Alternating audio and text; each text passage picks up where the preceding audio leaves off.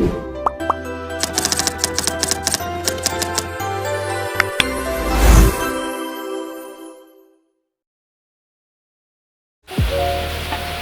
teman-teman, saya Tiara Syanturi dari kelas Antoni 1 ingin menampilkan bagaimana sih siklus hidrologi itu.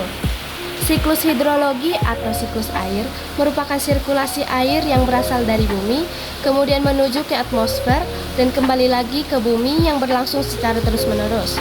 Hal inilah yang menyebabkan jumlah air dan bumi relatif stabil dan tidak akan pernah habis. Dalam siklus hidrologi terbagi menjadi 3, yaitu siklus pendek, siklus sedang, dan siklus panjang. Pertama-tama kita akan menjelaskan bagaimana sih siklus pendek itu.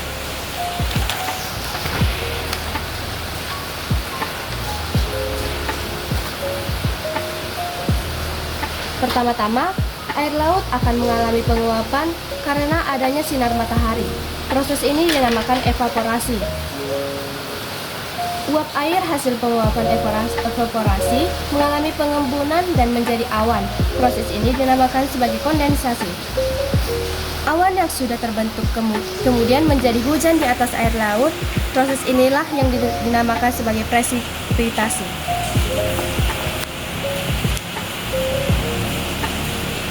Yang kedua yaitu siklus sedang. Pertama-tama, air laut akan mengalami penguapan karena adanya sinar matahari yang disebut sebagai evaporasi. Yang kedua, uap air hasil penguapan atau evaporasi mengalami penggembunan dan menjadi awan. Proses ini dinamakan sebagai kondensasi. Awan yang sudah terbentuk kemudian menjadi hujan di atas daratan. Proses ini disebut sebagai presipitasi. Kemudian air terserap ke dalam tanah dan melewati runoff atau aliran lembah sungai mengalir kembali ke air laut. Yang ketiga yaitu siklus panjang. Pertama-tama air laut akan mengalami penguapan karena adanya sinar matahari. Proses ini disebut sebagai evaporasi. Uap air hasil penguapan atau evaporasi mengalami pengembunan dan menjadi awan.